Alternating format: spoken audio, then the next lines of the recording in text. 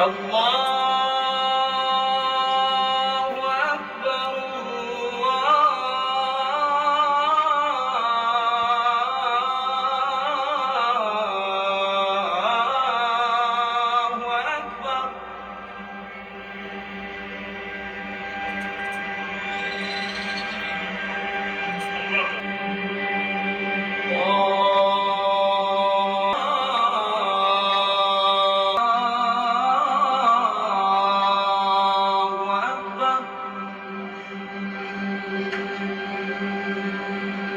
Allahu Akbar.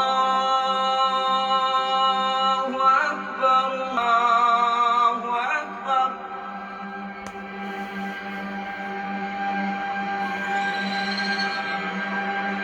Welcome for our brother Mustafa El-Amin. Let's receive him. First of all, it's an honor and pleasure to be among you distinguished gentlemen. The most definitely the Supreme Potentation, Supreme Grand Master, etc. Let me just here, I just want to say something. Well, dedicated to all the brothers, can you see this? We'll show it to you now. Okay.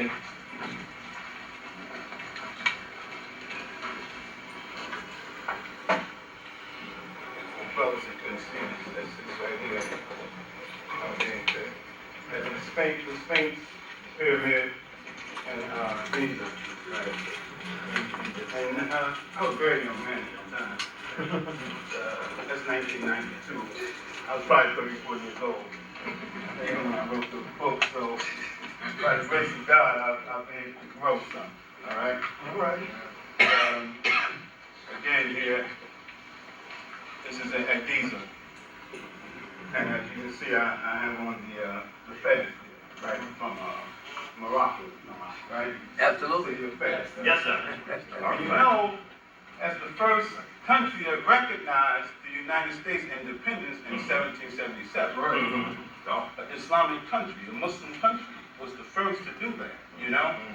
And it's interesting, you know, with the Fez and all, and everything that's going on today.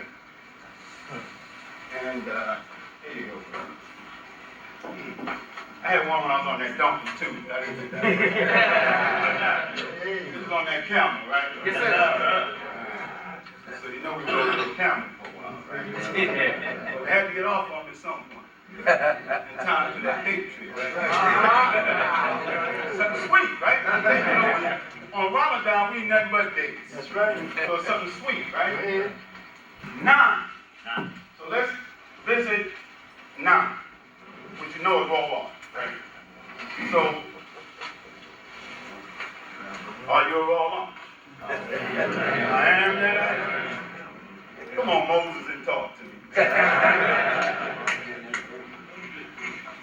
And he said, how do you know yourself to be that?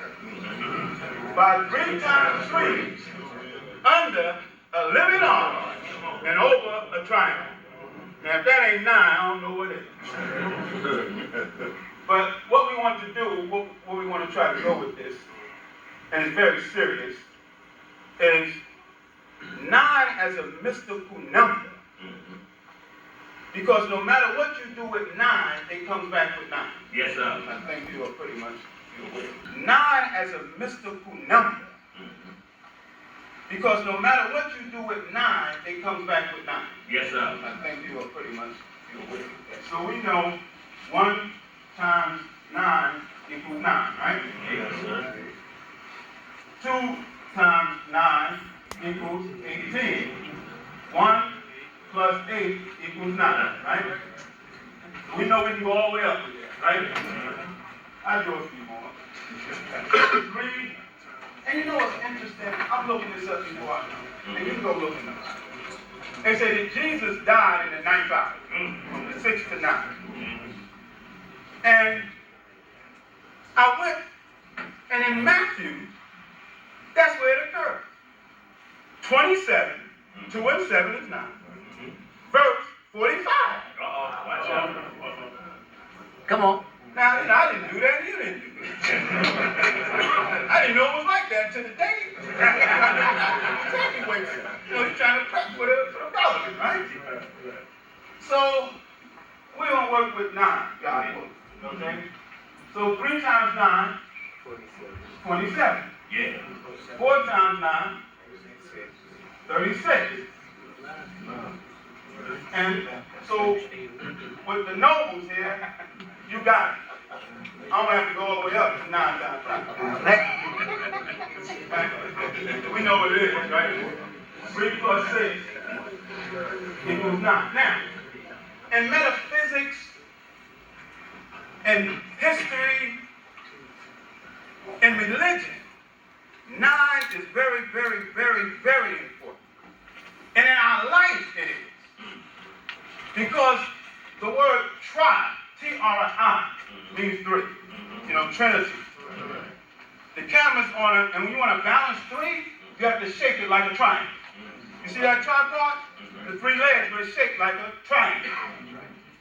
You know, that tricycle, which is 3 circles in a triangular form, right?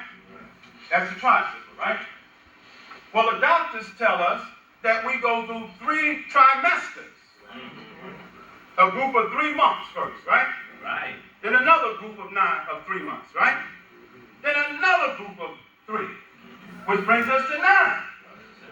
So 9 is a mysterious number, just like birth is mysterious. That's the connection, right? We can see that, right? I'll move on so we can get to where we got to go. All right, so now, staying here with 9, and I can touch on this now. In Islam, nobles of the mystic shrine, ancient Arabic order of the nobles of the mystic shrine. So we're dealing with some Arabic, little Arabic too, right?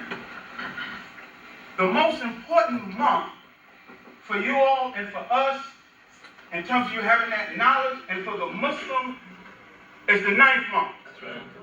Ramadan is the 9th month, so we're going to connect with each other. That's what this is about, unity. The shrines and masons, etc. And you may not be Muslims, but you have some knowledge of this. And I feel so welcome and beautiful when I see brothers that have Akbar, Salam, Zamzam, Medina, Mecca. That's my religion. That's what I'm familiar with, right? Salam Temple, etc., right? And our greetings are the same. And you say Allah, and you're traveling across the Arabian sands to worship at the Kaaba, the shrine of Islam, right? That's right. So I feel comfortable, and that's how I see it. Whether you're Christian, whatever you are, you have an interest and you have some knowledge of my religion that I worship, and that's what we build upon. And it's very serious. It's very serious. So what I want to go here is since we're in 9, Ramadan is the 9th month. Yes. What happened in that 9th month, which we know is birth? Muhammad, may the prayers and peace be upon him. He was physically born 570 AD in Mecca. He became a prophet. Now, 570 puts you in the 6th century.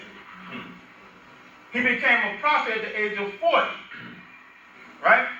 570, so around 610, he becomes a prophet and messenger of God. And what happened in the 9th month of Ramadan, we hear about the Muslims fasting. We're fasting in the 9th month. And by the way, this is the 9th month, September, right? And so in that 9th month, what happened to him? He was in a cave called Mount Hira, reflecting on the state of his people in the world. This is beautiful, brother. And while he was in there, the angel Gabriel, Jibril, the angel of revelation, while he's in the dark, reflecting, the chamber of reflection, right? The angel comes and he squeezes him. Put that grip on him, brother. But he couldn't do nothing. And by the way, he was born the son of a widow. Muhammad was a widow's son. Just do the history. His mother's name was Amina. His father's name was Abdullah. His father died about 6 months before he was born. So now when he's born, what happens? He's born the son of a widow. See the connection? Yes, sir. So he's born the widow's son. Now, then how is he raised like the master Hiram Abiff? How is he raised? He was a builder. You know the Muslim community that we have? Muhammad the Prophet.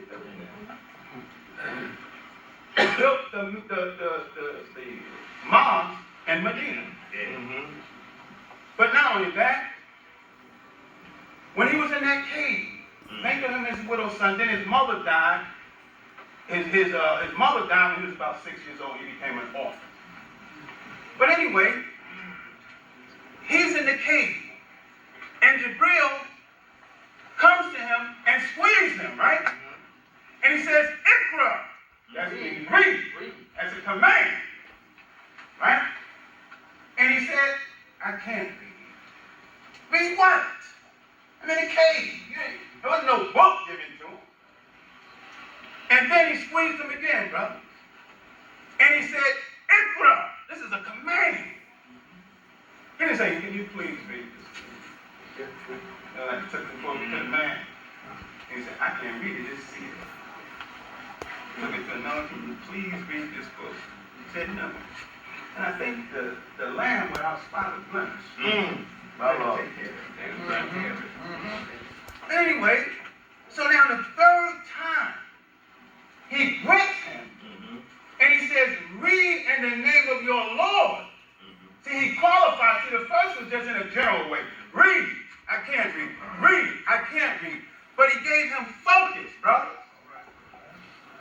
Direction, which is where we turn towards the Kaaba, right? For prayer and everything. That's called Qibla. That's a direction. You have to have a focus in life. And that's how we try to raise our young, right? Listen, don't just be wild everywhere. Try to get a focus in your life. So, the third time, it was the third time, he grabbed him and he squeezed him, brother. And he said, read in the name of your Lord who created you. That's right. Created you from an Allah, the clock that was clean. That's 2. Read in the name of your Lord who is most generous. That's 3. Read in the name of your Lord who taught man the use of the pen. And then the 5th one was taught him what he didn't know before. So now he's raised after being squeezed 3 times, but he's given 5 verses. You got that? He's given, at the beginning, he's given 5 verses. Just like the master was raised from a dead level to a living perpendicular to the square on the 5 points of fellowship. Come on. The connection, right? So although he's raised after being squeezed 3 times, he's given 5 verses. And you know what the square is. That's the Kaaba. Now we know perpendicular, that's the simple square, 90 degrees, right? Okay. Because time will fly, and I know I have a limit, so we get a little excited, man. Alright, so let me try to stay with where I am. We're excited, man. Alright, so let me try to stay with where I am. We're in this 9, and also the most important day on Hajj. When you go to the shrine, when you go to Kaaba, when you go there for Hajj, the most important day is the 9th day. It's the day of Hajj. It's the day of Arafat. When you go to Hajj, your first day you go around the Kaaba 7 times. And after you go around it 7 times, you go to a place called Maqam Ibrahim, where Abraham stood. Not where he laid down, where he stood. And there's an encasing of his footprint. Okay? And you make 2 rak'ahs of prayer. Then from there, you go perform what is called Sa'i. You go run between the 2 hills of Safa and Marwa, where Hagar, when she was put in the desert, right, and searched for water for her son Ishmael, ran between, so you have to do that, right? You go between that 7 times, right? And then from there, you go to the well of Zamzam. And you drink yourself a little Zamzam water. Which was discovered, according to Islam, by Ishmael, who rubbed his heels in the sand. So here you have something very important, the 2 most important things in Islam. Ramadan is the 9th month, when the Quran began, when the whole thing began. His farewell address, Muhammad's farewell address, was given at Mount Arafat, which means higher knowledge, actually. And the most important day, if you go on Hajj, any of you go on Hajj, and you actually go on Hajj, you have to get to Arafat. You have to make that 9th day. If you don't get to Arafat, no matter what else you do, your Hajj is not completed.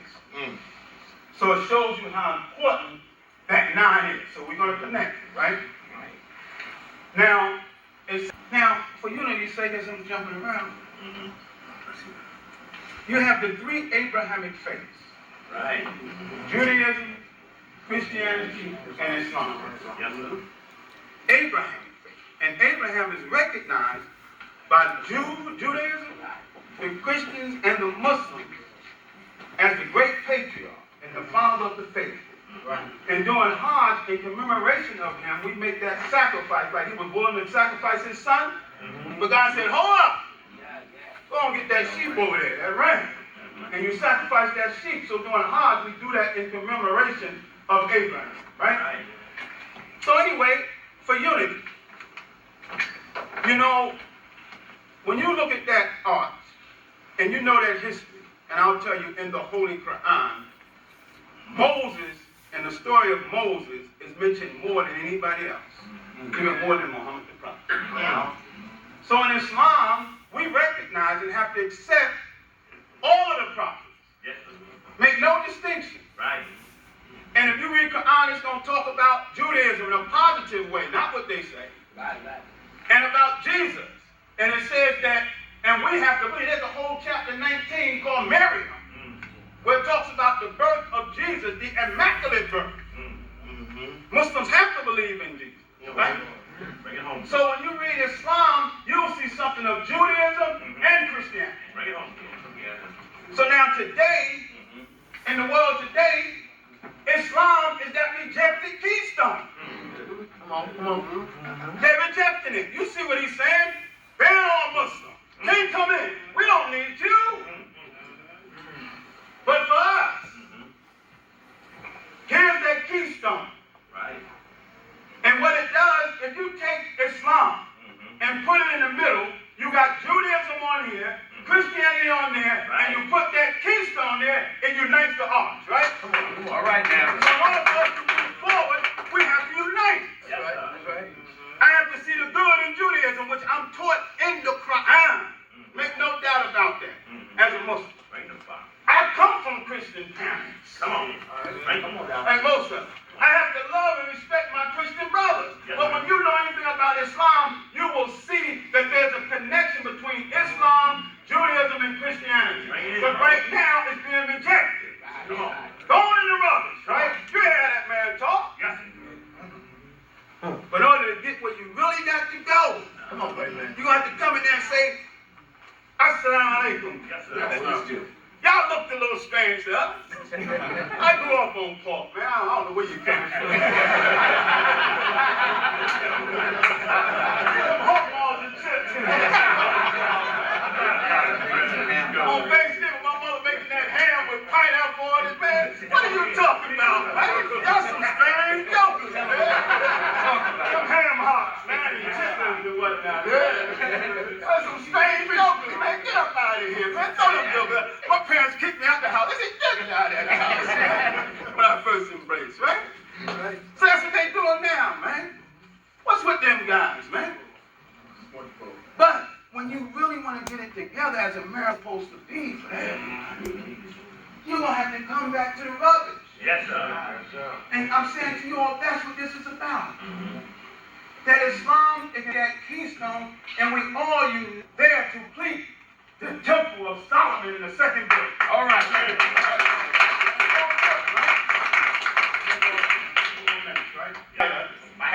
the beehive, right?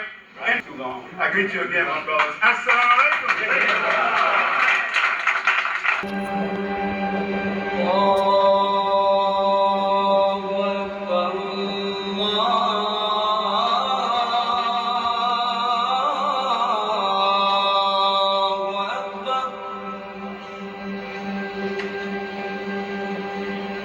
Allah